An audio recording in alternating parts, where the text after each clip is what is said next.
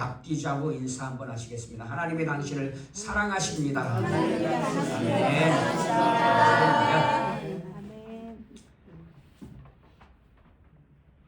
객관적으로 그냥 한 걸음 물러서서 객관적으로 한번 생각을 해봐도 괜찮을 것 같습니다. 우리가 많은 것들을 믿잖아요. 이것저것 다 뭐 귀신도 믿고 돈도 믿고 또 눈에 보이지 않는 것들, 수많은 것들을 믿어요. 그렇다면 하나님이 살아계시고 상 주시는 하나님이심을 믿지 못할 이유가 없지 않습니까? 그렇지 않나요? 다른 것도 믿는데 하나님이 살아계신 것을 못 믿을 이유가 없잖아요. 사랑하는 여러분, 하나님이 살아계시고 상 주시는 하나님이심을 믿으시기를 주 예수 그리스도의 이름으로 간절히 축원합니다. 하나님이 살아계시고 상 주시는 하나님이시라면 천국과 지옥이 있다는 것도 분명한 사실일 것입니다. 그리고 천국과 지옥이 있다면 하나님께서 독생자를 세상에 보내셔서 십자가에 죽게 하시고 회개하고 예수님을 믿는 자들의 죄를 용서해 주시고 천국의 영생을 누리게 해 주신 것을 믿어야 할 줄로 믿습니다. 그래서 예수님을 믿으면, 회개하고 예수님을 믿으면 심판받지 않고 저주받지 않고 영원한 지옥의 형벌을 면해서 천국의 영생을 누리게 되는 줄로 믿습니다. 오늘 본문의 가장 중요한 세 가지는 첫째, 이것입니다. 신부와 들러리들이 혼인잔치에 신랑을 맞으려고 신부와 들러리들이 10처녀가 신랑을 맞으려고 준비하고 있다는 겁니다. 그런데 이렇게 말씀합니다. 그때의 천국은 마치 등을 들고 신랑을 맞으러 나간 10처녀와 같다 그래요. 천국이 등을 들고 신랑을 맞으러 나간 10처녀와 같다는 거예요. 왜 천국이 10처녀와 같습니까? 10처녀는 지금 누구를 맞으러 가죠? 신랑을 맞으러 가요. 그러면 신랑을 맞으러 가는 10처녀의 마음은 어떨까요? 기대가 있고 소망이 있고 기쁨이 있겠죠. 여러분, 신랑을 맞으러 가는데 도살장에 끌려가는 소처럼 암울하고 우울하고 괴롭고 그냥 막 억지로 그렇게 가는 그런 사람이 있나요? 그렇지 않잖아요. 그러면요, 신랑을 맞으러 결혼식에 막 들떠 있고 기쁘고 소망이 있고 기대가 있고 그렇지 않습니까? 마음에 환희가 있지 않겠어요? 천국은 이런 곳이란 말입니다. 천국은요, 기쁨이 있고 소망이 있고 사랑이 충만하고 환희가 있는, 슬픔도 없고 아픔도 없고 우울함도 없고 밝음만 있는, 빛만 있는 그런 곳이 천국이라는 것이죠. 사랑하는 여러분, 천국은요 정말 우리가 기대해도 후회 없을 그런 기쁨의 곳인 줄로 믿습니다. 환희가 넘치는, 사랑이 넘치는, 어둠은 눈꼽만큼도 없는 천국에는요 어둠이 자리할 수가 없어요. 왜냐하면 하나님의 빛이 밝게 비치고 있으니까요. 저는요 찬양을 밝은 것을 좋아해요. 빠르고 경쾌한 것보다 밝은 것. 찬양에도요 좀 뭐라고 표현해야 할까요? 좀 우울한 곡조가 좀 우울하고 슬픈 그런 찬양이 있어요. 저는 그런 찬양을 별로 안 좋아해요. 밝은 것. 왜냐하면요 하나님은 밝음이니까요. 예수님을 믿는다는 것은요 밝음이니까요. 어두움이 사라지고, 예수님을 믿으면요 우리 마음에 어두움이 사라지고 빛이 비쳐 밝게 빛나게 되는 것인 줄로 믿습니다. 예수님이 오신 성탄절이 이번 주 목요일인데요. 11시에 예배드립니다. 잊지 마시고요. 여러분, 예수님이 이 땅에 왜 오셨어요? 빛을 비추러 오셨잖아요. 빛을 비추러. 여러분, 예수님이 왜 오셨어요? 우리의 어두운 마음에 빛을 비춰서 밝게 하시려고. 예수님이 빛을 비춰주시면요, 우울함도 어둠도 사라지게 될 줄로 믿습니다. 그래서 사랑하는 여러분, 천국은요 밝음이야. 밝음 자체야. 어두움이 눈곱만큼이라도 있을 수가 없는 거예요. 그래서 천국은 마치 신랑을 맞으러 나간, 등을 들고 신랑을 맞으러 나간 열처녀와 같다 하는, 천국은 그런 열처녀의 마음, 기쁨이 넘치고 환희가 넘치고 기대가 있고 소망이 있고 사랑이 있는 그런 것과 같다는 거예요. 둘째, 유대의 결혼 풍습은 지난주에 말씀드렸는데 어떻다고 했죠? 약혼을 해요. 그러면 약혼이 마치 우리의 이런 것과 같아요. 우리는 약혼하면 그냥 앞으로 결혼할 거야. 그런데 이게 약혼이 깨질지도 몰라. 근데요, 유대의 풍습은 약혼하면 법적으로 결혼이 인정된다는 거예요. 결혼식만 안 했을 뿐이지. 마치 우리의 그런 것 같아요. 혼인신고. 관청에 혼인신고서를 제출할 때에 법적 효력이 발생하는 거잖아요. 그런데 결혼식은 했어. 근데 혼인신고를 안 냈어. 그러면요, 각자 헤어져도요, 이혼한 게 안 되는 거예요. 그냥 총각 처녀가 되는 거예요, 그대로. 그런데 유대의 풍습은 약혼은 마치 이런 결혼, 합법적인 결혼과 같은 거다. 결혼 신고를 하는 것과 같은 거다. 그래서요, 이 약혼한 사람들은 부부로 인정된다는 것이죠. 합법적으로. 그런데 식은 다만 좀 늦게 올리게 되는데, 길게는 1년 안팎에, 짧게는 그냥 뭐 며칠만 해도 할 수 있겠죠. 그런데 그렇게 결혼식을 늦게 하는 이유는 뭐예요? 집도 준비해야 되고, 신혼부부가 살아야 할 집도 준비해야 하고, 아버지가, 신랑의 아버지가 준비하는데 집도 준비하고, 또 신부를 맞을 준비를 해야 되고.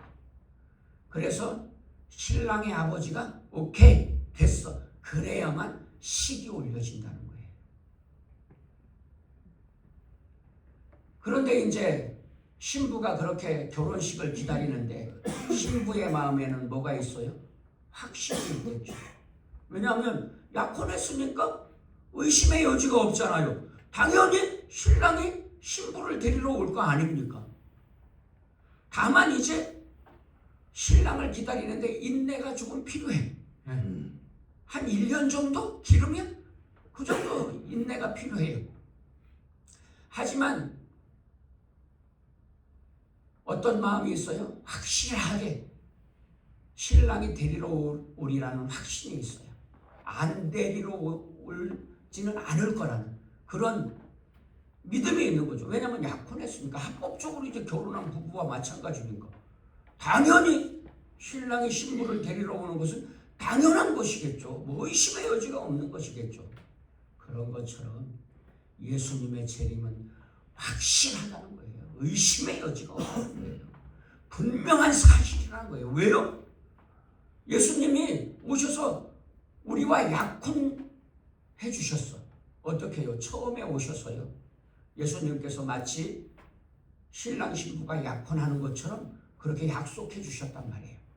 그래서 예수님께서 십자가에 죽으시고 부활 승천하시면서 뭐라고 말씀하세요? 내가 가서 너희들이 거처할 집을 준비해 놓으면 그때에 내가 너희를 데리러 오리라 그러잖아요. 그래서 이 예수님의 초림에서 재림 사이에는 예수님께서 부활 승천하셔서 오늘 저와 여러분들이 거할 거처를 마련해 놓은, 마치 약혼하고 결혼하는 결혼식을 올려야 할 그런 기간과 같은 것이다. 그러나 분명한 사실은 뭐예요? 반드시 오신다. 틀림없이 오신다. 이건 의심의 여지가 없다. 왜냐하면 예수님이 처음에 오셨는데 두 번째 오시지 않는 이유가 없으신 거잖아요. 첫째, 오늘 본문에서 우리가 잊지 말고 기억해야 할 것은 뭐예요? 천국은 마치 무엇과 같아요? 결혼 신랑을 맞으러 나가는 처녀와 같다. 열처녀와 같다. 천국은 이렇게 기쁨이 있고 환희가 있고 소망이 있고 기대가 있고 밝음이 있는 곳이다. 둘째, 처녀가 신랑을 맞으러 나가면서 틀림없이 신랑이 자기를 데리러 올 것이라는 의심의 여지가 없이 확실한 마음이 있는 것처럼 예수님의 재림은 확실하다. 의심의 여지가 없다. 분명한 사실이다 하는 것이죠. 셋째, 예수님이 재림하실 때에는요, 어떤 일이 일어나요? 심판이 일어난다. 여러분, 신부가 신랑을 맞아서 결혼을 해요. 그러면 결혼 잔치가 열리겠죠. 하지만 결혼 잔치만 있는 게 아니에요. 그러면요, 심판도 있어. 왜? 기름을 준비 못한 다섯 처녀는 결혼식에 참여할 수가 없어요. 그러니까 남들은 기뻐하고 즐거워하고 잔치를 벌이고 막 일주일 이상, 길게는 2주까지 잔치를 벌이는데 기름을 준비하지 않았던 처녀들은 담장 밖에서 슬퍼하면서 침만 줄줄 흘리고 있어요. 결혼식에 참여한 신부와 들러리들이 즐거워하고 기뻐하는 동안 자기들은 거기에서 제외돼 가지고요, 슬퍼하고 우울하고 원망하고 이렇게 열어주지 않아요. 문이 한번 닫히면 열어줄 수 없어요. 천국 문도 마찬가지란 말이죠. 노아의 방주 때에도 그랬잖아요. 하나님께서 심판이 있을 것이다 예고하셨어요. 그래서 방주를 만들게 하시고, 학자들마다 좀 기간이 다르지만 대략 100여 년 안팎이라고 말해요. 방주를 만든 기간이 100여 년 안팎이야. 그러면요, 얼마나 오랫동안 만든 거예요. 그런데 그때는 기술이 이렇게 발전하지 않았잖아요. 그러니까 일일이 수공으로 사람이 손으로 직접 방주를 만들어야 돼. 나무를 깎고 끼워서 방주를 만들어야 하잖아요. 그런데 그 방주가 얼마나 큰 방주냐면요, 어마무시하게 커서 온 세상의 동물들이, 각종 동물들이 부정한 것은 암수 2쌍씩, 정결한 것은 암수 7쌍씩 들어갈 만큼 그냥 막 거대한 운동장보다도 더 큰 이런 어마어마한 방주를 만들려니까 시간이 많이 걸렸겠죠. 그런데 그렇게 시간이 만드는 기간이 걸리기도 했지만 그렇게 시간을 주신 이유는 100여 년이라는 1세기의 시간을 주신 이유는 뭐예요? 하나님께서 기회를 충분히 주셨다는 거예요. 하나님이. 예수님이 재림하실 때에도 그렇잖아요. 재림하신다고 약속하셨어요. 시간을 얼마나 우리에게 기회를 주셨어요? 수천여 년이 지나도록 기회를 주셨잖아요. 그래서 100여 년이 지나도록 방주를 만드는 기간을 주면서 회개할 기회, 돌아올 기회, 돌이킬 기회를 주었지만 사람들은 돌아오지 않았어요. 그 이유가 뭡니까? 노아가 방주를 만드는데 참여하지 않은 이유가 뭐예요? 즐김이라고. 부어라 마셔라. 음주가무 즐김이라고. 쾌락을 즐김이라고. 세상 것을 즐김이라고. 돌아오지 않아요. 오늘 우리 시대도 마찬가지 아닙니까? 세상이 너무 좋아. 좋아도 너무 좋아. 교회 올 수가 없어. 좋아가지고요. 세상이 좋아서. 그런데 여러분, 세상이 아무리 좋은들 천국과 같겠습니까? 천국과는 비교할 수가 없어요.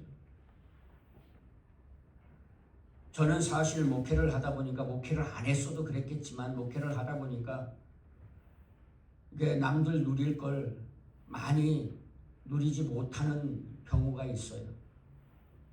아이들에게도 해줘야 할 건 많이 못 해주고, 그래서 어릴 때에는요 우리 아이들 과자도 하나 제대로 못 사줬어요. 왜냐하면 돈이 없어. 제가 전도사를 할 때에 사례비를 얼마를 받았냐면요 25만 원을 받았습니다. 아무리 세월이 흘렀다고 해도 그때에도 25만 원이면 큰 돈이 아니었어요. 작은 돈이었어요. 수십 년 전에도요 25만 원은 그렇게 큰 돈에 한 달도 못 살아요. 아내가 선교하면서 아내도 아마 25만 원인가 이렇게 받았을 거예요. 그래서 그걸로 안 되니까 제가 새벽에 우유 배달, 건물 청소하면서 학교 다니면서 그것도 이렇게 하니까 돈이 없어요. 그래서 과자 사줄 돈도 없어. 그래서 과자 하나 제대로 못 사줬는데, 근데 결과적으로 지나고 보니까 차라리 그게 나았던 것 같아요. 왜냐면 우리 아이가, 큰 아이가 아토피도 약간 피부도 있는데 차라리 과자를 안 먹는 게 낫지 않아요? 결과적으로는 누릴 걸 못 누렸어. 그래서요 지금도 물론 마찬가지고, 지금도 그래도 지금은 비교적 이런저런 거 누리면서 살아요. 커피 마시고 싶으면 카페 가서 커피도 한 잔 사 먹고 빵도 먹고. 그렇지만 그렇게 해도 다른 사람 누릴 거 못 누려요. 그 처형이 여행사를 하는데 그러더라고요. 주일 껴서 한번 성도들한테 얘기하고 뉴질랜드인지 호주인지 어디 한 2주 이렇게 다녀오자. 내가 500만 원짜리인데 한 200만 원 정도 이렇게 내면 갔다 올 수 있으니까. 얼마에? 크게 말해요. 600만 원? 900만 원짜리? 900만 원짜리였어요. 제가요 안 된다고 했어요. 주일 끼고, 목사가 주일 끼고 어딜 가냐. 예를 들면 성지순례나 이런 거라면 혹시라도 거룩한 일을 위해서 가는 거니까, 또 선교라든가 이런 걸 가면 혹시라도 다녀올 수 있지만, 여행으로 주변에서 그러지 말고 이번만 갔다 오자고 그러는데요 단호하게 거절했습니다. 제가 아무리 생각해봐도 이건 아니야. 그런데요 여러분, 그까이 거 제가 놀러가 봐도요 어디 좋은데 놀러가도 갔다 오면 허망하더라고. 순식간에 놀러 갔는데 벌써 와야 돼. 그렇더라고요. 저는 괜히 그냥 아쉽기만 하고 그렇더라고요. 그렇다고 여행을 가는 게 잘못됐다는 그런 말씀이 아니라요, 저는 제가 포기하고 있다는 거예요. 왜냐하면요 천국에서 그거보다 훨씬 더 좋은 거 영원히 누릴 수 있어요. 사랑하는 여러분, 세상에서 누릴 거 주를 위해서 좀 포기도 할 줄 아시기를 주 예수님의 이름으로 축원합니다. 왜냐하면요 그러면요 천국에서 영원히 이 세상에서는 비교할 수 없는 그런 것을 누릴 수 있습니다.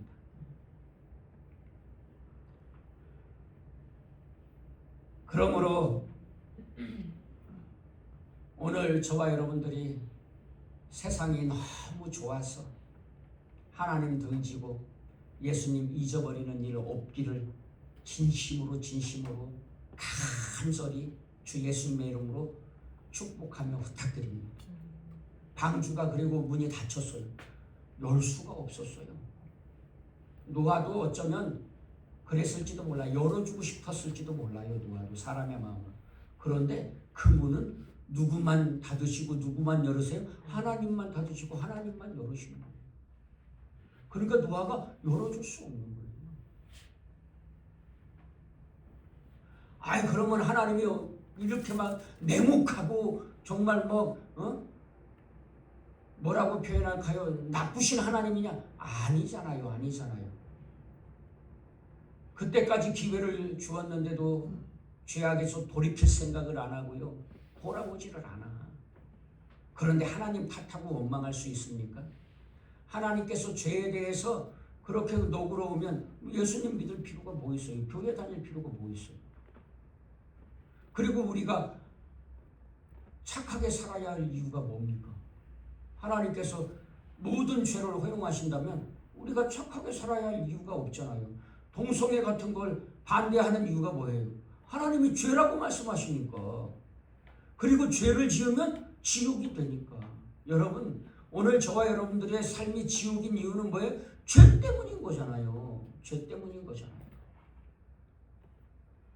그러니까 죄를 짓지 않으려고 하는 것이지, 하나님께서 그런 죄에 대해서 그냥 모른 척 하시고 사람들처럼 세상의 판사들, 대통령 장관들, 국회의원들처럼 자기도 죄 짓고 남이 죄 짓는 것도 모른 척하고 그러면요, 우리가 교회 와서 앉아있을 이유가 없잖아요. 우리도 그냥 막 살다가 그냥 가버리면 되지 뭐.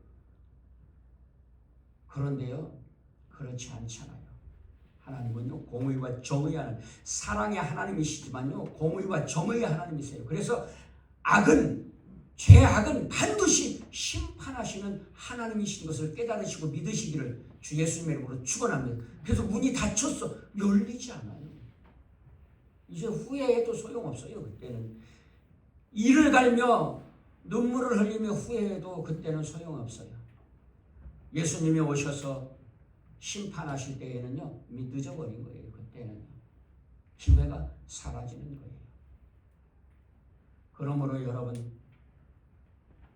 예수님이 분명히 다시 오시는데, 예수님 다시 오실 때를 준비할 줄 아는 저와 여러분들 되시기를 주 예수님의 이름으로 축원합니다. 첫째, 천국은 마치 무엇과 같아요? 신랑을 맞으러 나가는 열처녀와 같다.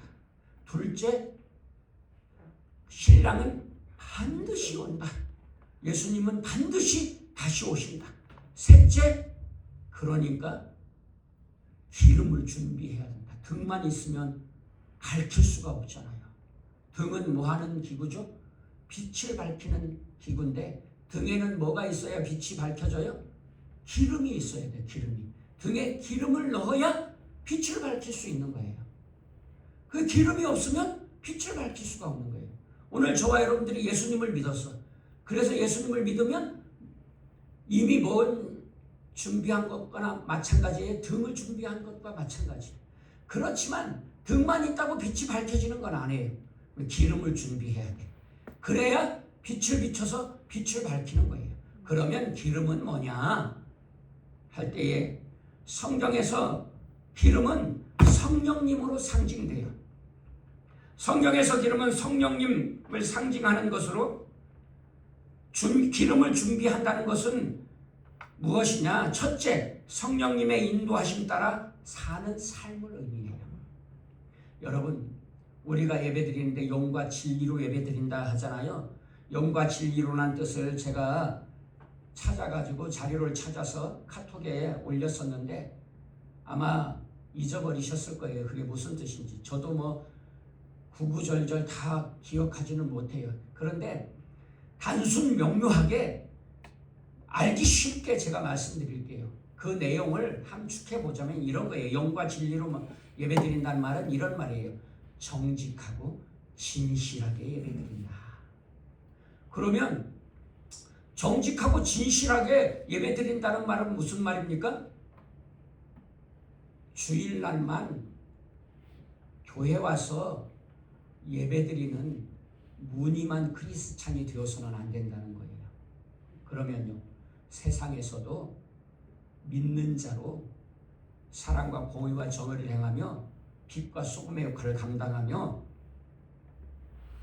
그렇게 살아야 한다는 거예요. 세상에서도 하나님의 말씀대로 살아야 한다는 것을 말해요.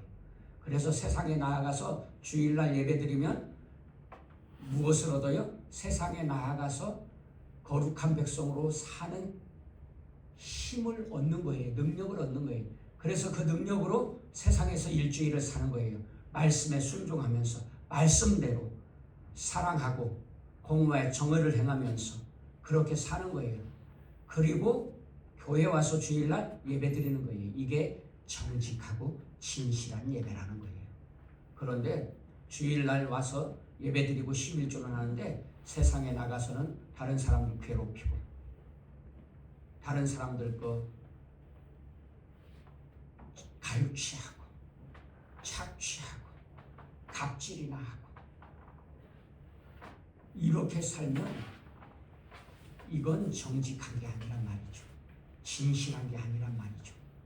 여러분 세상에 나아가서나 교회 와서나 동일하게 말씀대로 살고 말씀에 순종하는 삶을 사는 것이 정직하고 진실한 삶인 줄로 믿습니다. 이것이 기름을 준비하는 것이란 말이죠. 성령님의 인도하심 따라 사는 삶. 성령님의 인도하심은 반드시 말씀을 통해서 이루어진다. 말씀이 생각나게 하시고 선택의 순간에 말씀의 기준을 두고 선택하게 하시며 성령님의 인도하심은 말씀과 무관한 인도는 없습니다. 말씀을 기준으로 우리의 생각, 마음, 선택, 삶의 방향을 바로 잡아 주신다는 거예요. 그러니까 한마디로 말하면 말씀대로 사는 삶, 이것이 성령님의 인도하심 따라 사는 삶이라는 거예요. 요한복음 16장 13절에는 진리의 성령이 오시면 그가 너희를 진리 가운데로 인도하시고라고 말씀합니다. 요한복음 14장 26절을 한번 찾아보겠습니다. 요한복음 14장 26절. 요한복음 14장 26절.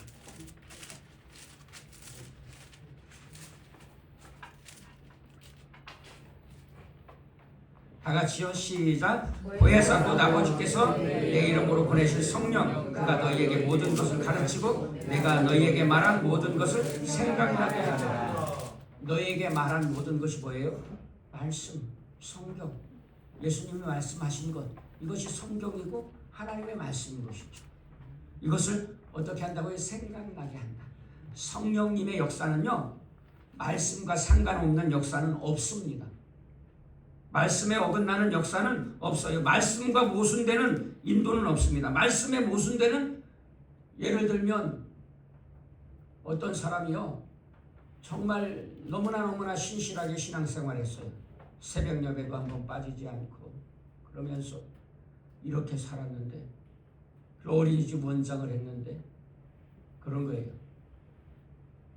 교사가, 같은 교회 다니던 교사가 그 어린이집에서 교사 일을 했는데, 이 교사가 이제 이런저런 이유로 그만두고 다른 데로 가려고 했어. 그랬더니 이 원장이요 뭐라 그러냐면, 너 여기를 나가잖아, 저주받아서 아기도 못 낳고 그런다, 이렇게 말하는 거예요. 이건요 성령님의 역사가 아니에요. 이런 거예요. 성경에 어디 그런 말씀이 있어요? 성경에 누구를 저주하라는 말씀이 있습니까? 그래가지고요 보니까 이 사람이, 그렇게 신실했던 사람이 잘못된 길로 빠져버린 거예요. 그 교주와 다름없는 그런 사람이 되고 말하더라고요. 이단 교주와 다름없는. 성령님의 인도는 그런 것이 아닙니다. 말씀에 어긋나는 인도는 없어요. 모순되는 인도는 없어요. 그런데 그 교사는 그러면 어떻게 됐냐? 아기 둘 낳고 어린이집 원장하면서 잘 살아요. 만약에 누가 그런 저주를 한다, 그런 신경 쓸 필요도 없어요. 이건 하나님의 역사가 아니에요. 성령님의 역사가 아니에요. 여러분, 성령님의 역사는 성경에 모순되지 않아요. 항상 말씀 안에서. 우리가 분별할 때에도요, 말씀에 어긋나는가 비춰보면 알아요. 그런데 말씀에 어긋나는가 비춰보려면 어떻게 해야 돼요? 내가 말씀을 알아야죠. 내가 말씀을 모르는데 어떻게 말씀을 비추어서 판단할 수 있겠어요. 그러니까 여러분, 기름을 준비한다는 말은 늘 말씀대로 산다는 말씀과 다름 아닙니다. 하나님의 말씀을 날마다 읽고 듣고 지키며 사는 삶, 이것이 준비하는 삶인 것이죠. 성령님의 열매입니다. 여러분, 열매를 맺는데 그것이 성령님의 열매라는 것이죠. 갈라디아서 5장 22절에 그랬잖아요. 오직 성령의 열매는 사랑과 희락과 화평과 오래 참음과 자비와 양성과 충성과 온유와 절제다. 이것이 성령님의 열매예요. 이런 열매를 맺지 않아 미움과 증오의 열매를 맺었다든가, 예를 들면요, 시기와 질투의 열매를 맺었다든가, 이건 성령님의 열매가 아니에요. 잘못된 거예요. 성령님의 인도가 아니에요. 성령님의 열매를 맺고 있는가?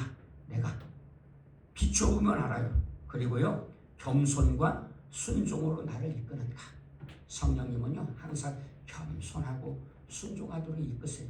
교만하고 조금 잘났다고, 배운 게 조금 있다고, 돈이 조금 있다고 거만하게 말이야, 뻣뻣이 세우고 남을 눈 아래로 깔아보고 없이 여기고 무시하고, 이건요 준비하는 삶이 아니에요.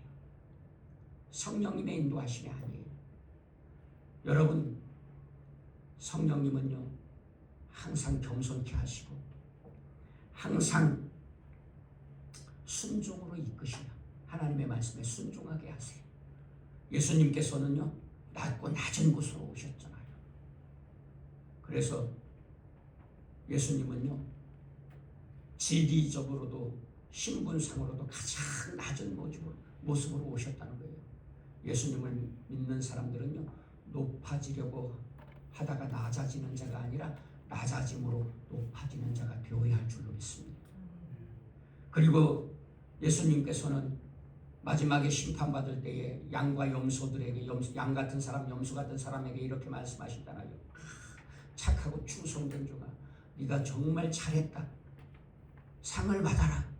염소 같은 자들에게, 악하고 어리석은 종들아, 너희는 심판받으라. 그러니까 염소 같은 자들에게는 뭐래요? 염소 같은 자들은 뭐라 그래요? 주님께, 내가 뭘 잘못했는데요? 내가 11주도 하고 주일도 잘 지켰는데 뭘 잘못했어요? 이런다니까요. 그러니까 예수님이 뭐라 그래요? 세상에 있을 때에 가난하고 병든 사람 네가 무시했잖아. 목말라서 물 달라고 하는데 물도 안 줬잖아. 그래요. 그리고 양 같은 사람들은요 그래요. 야 착하고 충성된 종아 상 받아라. 아니 주님, 저희가 뭘 했는데요? 제가 한 게 아무것도 없는데요. 그럴 때 주님이 뭐라 그래요? 너 거지한테 먹을 거 주고, 목마른 사람에게 마실 거 주고, 헐벗는 사람에게 입을 거 주었잖아. 그게 바로 나였다. 그것이 나에게 한 것이야. 이렇게 말씀하시잖아요. 사랑하는 여러분, 우리가 예수님을 맞을 준비를 한다는 것은 세상에서 이렇게 낮고 겸손한 삶을 산다는 것을 말해요. 둘째, 죄를 깨닫고 회개하시는 역사입니다. 성령님의 인도하심, 성령님의 역사는요 죄를 깨닫고 회개하게 하시는 거예요. 이 죄를 깨닫는 게 쉬울 것 같죠? 죽었다 깨어나도 못 깨닫는다니까요. 성령님께서 깨닫게 해주지 않으시면요 내가 죄인인지를 몰라요. 여러분, 그래서요 회개할 때에도요 뭐 하라고 어떻게 기도하라고 해요? 회개의 영을 주옵소서 기도하라고 하잖아요. 여러분, 오늘 저와 여러분들이 죄를 깨닫고 회개하는 것은 성령님의 역사가 있었기 때문인 줄로 믿습니다. 회개하고 예수님을 믿은 거요, 이게 우연이 아니에요. 하나님의 섭리고 성령님의 역사인 것이죠. 사랑하는 여러분, 그러므로 늘 기도하시기 바랍니다. 하나님 회개의 영을 허락하셔서 죄를 깨닫고 회개하게 해 주옵소서. 성령님의 인도하시면요 우리가 어떤 죄를 지었는지 깨닫게 하고 회개할 수 있도록 인도하세요. 성령님의 역사는요 찔림, 양심의 각성, 회피할수록 더 분명해지게 하셔서요 회개할 수밖에 없게 만드세요. 그래서 여러분, 오늘 저와 여러분들이 늘 회개하는 삶을 살아가시기를 주 예수님의 이름으로 축원합니다. 이것이 예수님 마저 준비하는 삶이에요. 왜냐하면 우리는 날마다 죄 짓잖아요. 예수님을 믿는다고 죄 안 짓는 사람 손 들어보세요. 그 사람은 이미 잘못된 길을 들어선 거예요. 예수님을 믿는다고 죄를 안 짓는 사람이 어디 있습니까? 그러니까 날마다 회개해야죠. 셋째, 인내하며 끝까지 견디고 이기게 하십니다. 성령님의 인도하심은요, 인내하게 하세요. 인내하게 끝까지 견디고 이기게 하세요. 여러분, 신부가 신랑을 맞을 준비를 얼마만큼 해야 돼요? 기다려야 돼요? 길면 1년 이상도 기다려야 돼. 그런데 약혼했어. 야, 기대를 가지고 소망을 가지고 빨리 데리러 왔으면 좋겠다. 일각이 여삼추야 그냥 하루라도 빨리. 근데 왜 이렇게 안 오는 거야? 한 달이 지났어. 2달이 지났어. 10달이 지났어. 아니 왜 안 오는 거야? 그러다가 신부가 지칠 수도 있지 않겠어요? 나태해질 수도 있지 않겠어요? 미련한 5처녀는 그러지 않았을까요? 에이씨, 언제 오는 거야? 죄송해요, 막말해서 젠장 빌어먹어. 네? 그러다가 될 때리 돼야지 혹시 그렇게 생각했는지도 모르죠. 예수님이 오신다고 다시 오신다고 약속하셨는데 수천 년이 지났어. 그럴 때에 이때쯤 저와 여러분들의 마음에 낙심이 되고 실망이 될 수 있어. 그렇지 않습니까? 아니 뭐 도대체 언제 오시는 거야? 오시기는 오시는 거야. 그러나 여러분 실망하지 마세요. 그래서 주님이 그러시잖아요. 실망하지 말고 항상 기도하거라. 낙심하지 말고 항상 기도하거라. 그러시잖아요. 그래서 날마다 말씀 읽고 기도하는 사람은요 실망하지 않아요. 날마다 말씀 읽고 쉬지 않고 기도하는 사람은 실망하지 않아요. 더 마음이 뜨거워지고 인내할 수 있게 되고 견디게 하시고 기다릴 수 있게 하셔서 결국은 승리케 주시는 줄로 믿습니다. 여러분, 오늘 저와 여러분들은요 감정의 동물이에요. 사람은 감정의 동물이고, 그리고 또 사람은 그렇게 말하잖아요. 갈대와 같다. 감정이요 그냥 쉽게 변해요. 그냥 심지가 굳은 사람이어도요 감정이 헷가닥 한다니까요. 오늘 다르고 내일, 아니 뭐 오늘 다르고 내일 다른 게 아니라 아침 다르고 저녁 다르고 조석기변이라니까요. 우리의 감정이 지금 기뻤는데 잠시 후에는 싹 돌변해서 화가 날지도 몰라요. 짜증 날지도 모르고 불평 불만이 생길 수도 있어요. 그렇지 않습니까? 그래서요 감정에 지배당하지 말아요. 찬양에도 보면 그러잖아요. 감정에 지배받지 말고 말씀에 의지해서 믿음으로 승리해라 그러잖아요.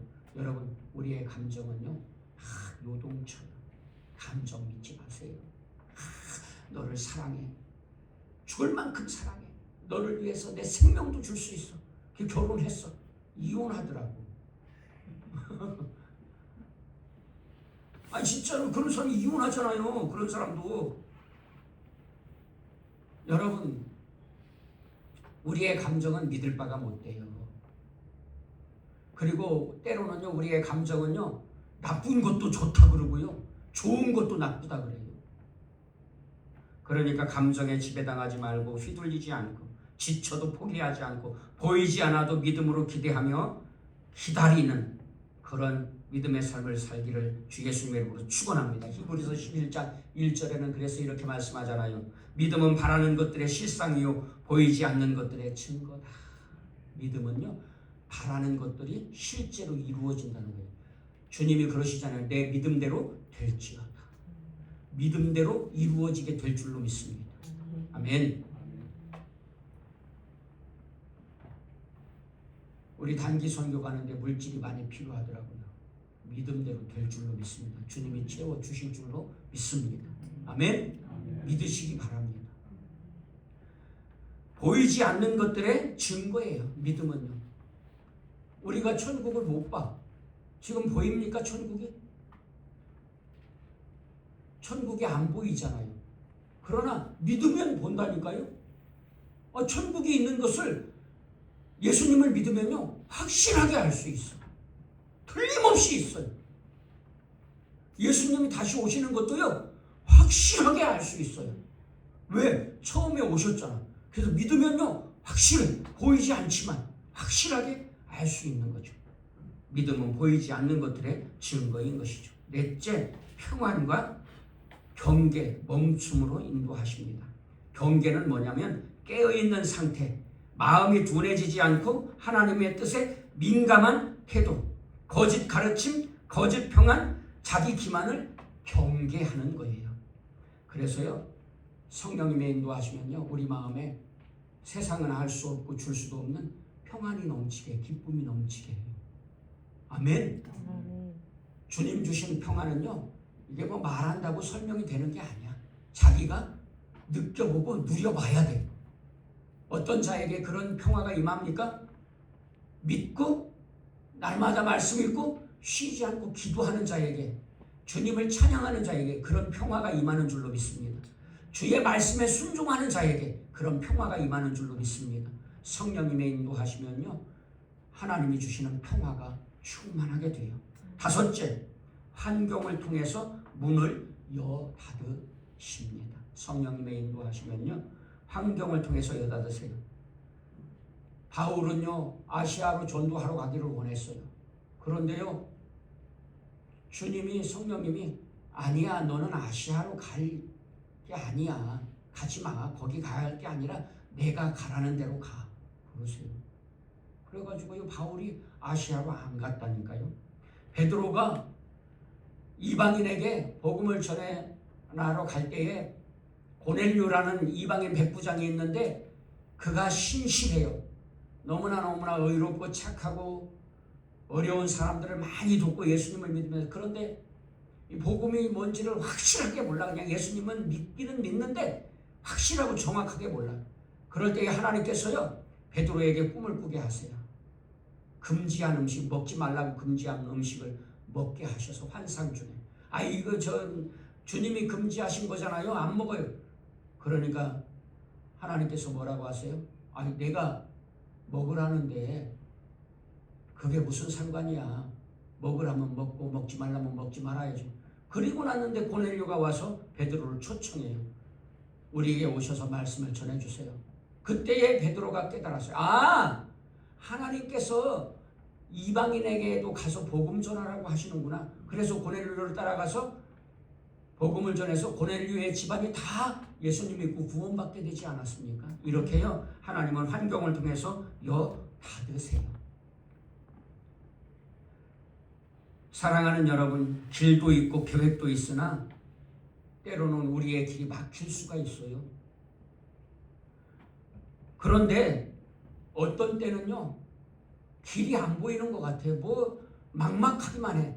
그런데 여러분, 놀라운 역사가, 하나님의 역사가 길을 열어주세요. 지금은요 이게 이 물질이 어떻게 채워질까, 인간적으로는요 이게 방법이 없어. 그런데 하나님께서요 성령님이 역사하셔서 길을 열어주실 줄로 믿습니다. 성령님의 인도는요 환경을 통해서 문을 닫으시기도 하시고 여시기도 하시면서 인도하시는 줄로 믿습니다.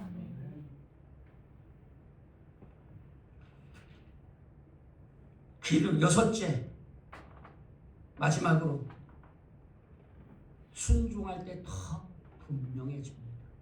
하나님의 역사, 성령님의 역사는요 순종할 때에 더 확실하게 알게 돼요.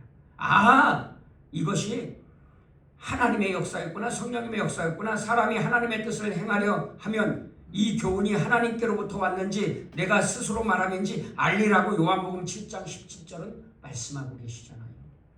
여러분, 기름을 준비한다는 것은 무슨 말씀입니까? 성령님의 인도하심 따라 산다, 그런 말입니다. 근데 6가지를 말씀드렸는데 혹시 그 6가지가 다 생각나시는 분이 계신지 모르겠어요. 어떤 분들은요 하나도 생각한다. 그래서요 제가 아주 간단 명료하게 이것도 말씀드릴게요. 기름을 준비한다는 말은 이런 말이에요. 이런 말씀이에요. 하나님의 말씀대로 산다, 그런 뜻입니다. 여러분, 오늘 저와 여러분들이 하나님의 말씀대로 살아. 교회 와서 예배만 드리는 게 아니라요, 세상에 나가서도 하나님의 말씀대로 살아. 그러면요, 하나님의 말씀도 그냥 간단하게 말씀드릴게요. 자주 말씀드려서 아시겠지만 하나님의 말씀이 뭐예요? 하나님을 생명을 다해 사랑하고, 생명을 다하고 뜻을 다하고 마음을 다해 사랑하고 내 이웃을 내 몸과 같이 사랑해라. 이것도 어렵죠. 그러면요, 더 쉽고 간단하게 한 단어로 말씀드릴게요. 사랑하며 살아라. 그렇게 사랑하며 살아라. 아멘? 여러분, 기름을 준비한다는 말은 무슨 말입니까? 사랑하며 살라는 말씀이에요. 다른 거 아닙니다.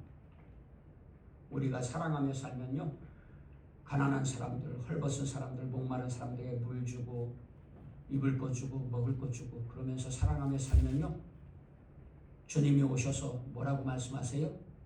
착하고 충성된 종아, 내가 작은 일에 충성했으니 큰 것을 받아 누려라 하고 칭찬과 상을 주실 줄로 믿습니다. 오늘 본문이 본문의 핵심은 뭐예요? 첫째, 천국은 신랑을 마주 준비하는 열처녀와 같다. 둘째, 신랑은 반드시 온다. 예수님의 재림은 반드시 있을 것이다. 셋째, 그러니까 준비하며 살아야 한다.